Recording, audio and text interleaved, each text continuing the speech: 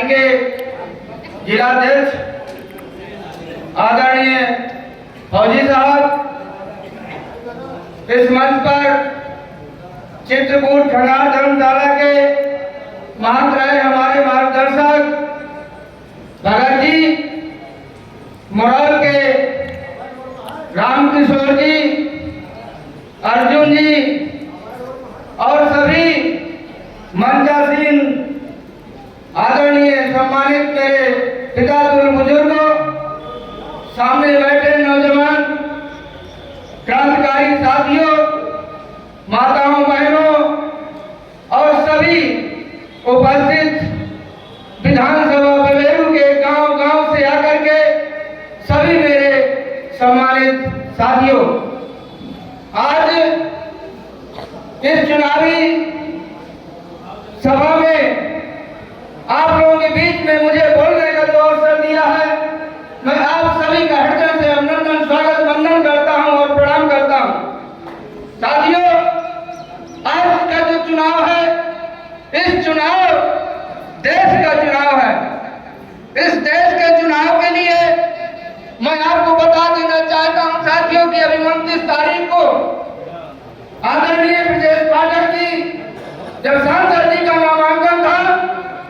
मैं वहां पर सम्मिलित हुआ था।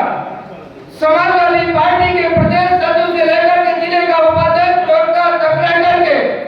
मैंने जो अनुभव किया है कि आज पूरे भारत में अगर आवश्यकता है तो स्थायी सरकार की आवश्यकता है, और वो सरकार स्थायी अगर कोई दे सकता है तो आदरणीय मोदी जी दे सकते हैं। साथियों, आदरणीय मोदी जी और योगी जी ने जो नारा दिया है सबका साथ और सबका विकास होगा, तो साथियों आप अपने समाज के लिए भी देखो कि अगर इस गौरवपूर्ण समाज एक ऐतिहासिक समाज है और इसका इतिहास एक गौरवपूर्ण इतिहास है, और इस इतिहास को दबाने के लिए, इस इतिहास को नष्ट करने के लिए जिन लोगों ने साजिश करके हमारे वोट के बदौलत सत्ता में काबिज होते थे, क्या उन लोगों ने कभी नाम लेने का काम किया है?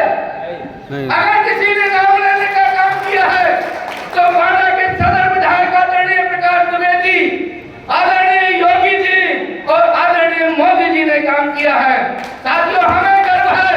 कि बांदा जिस जनपद में और बांदा के प्रमुख शहर में अगर आप हमारे पूज्य आराध्य महाराजा केसरी खंगार की अगर प्रतिमा लगाई गई है तो हमारे लिए गर्व की बात है। इसलिए साथियों, मैं बता देना चाहता हूं कि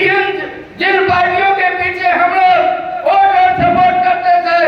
उन लोगों से हमको सीखना होगा कि हमारा अगर हमारे अधिकार छीनने का काम किया है तो वो भी देखना है कि किसने छीना है। मैं समाजवादी पार्टी की बात करना चाहता हूं क्योंकि मैं उस पार्टी में रहा हूं। साथियों, आप लोग अपने समाज के बारे में समझिए कि समाजवादी पार्टी का उत्तर प्रदेश में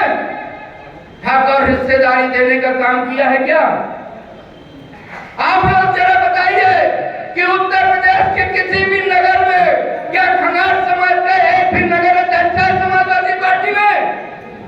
क्या एक भी ब्लॉक अध्यक्ष है समाजवादी पार्टी में खंगार समाज का? क्या एक भी विधानसभा अध्यक्ष उत्तर प्रदेश में आपके समाज का है? क्या एक भी उत्तर प्रदेश के 75 जिलों में एक भी जिला अध्यक्ष खंगार समाज का है? अगर आपका एक भी समाज का जो नेतृत्व कर सकता है उसको सम्मान देने का काम नहीं अगर किया है, और अगर समाज में अगर कोई आपको सम्मान देने का काम कर रहा है तो वो है भारतीय जनता पार्टी। इसलिए साथियों, आज हमें क्षेत्र नहीं देखना है, आज हमको प्रदेश नहीं देखना है, आज हमको देश देखना है, क्योंकि देश की अस्मिता का सवाल है, देश की सुरक्षा का सवाल है, देश के करोड़ों 140 करोड़ नागरिकों का सवाल है, हमारे देश की माताओं बहनों की आबरू का सवाल है। साथियों, आप लोग देखते थे जब उत्तर प्रदेश में सरकारें हुआ करती थी तो कितना बड़ा गुंडा राज होता था।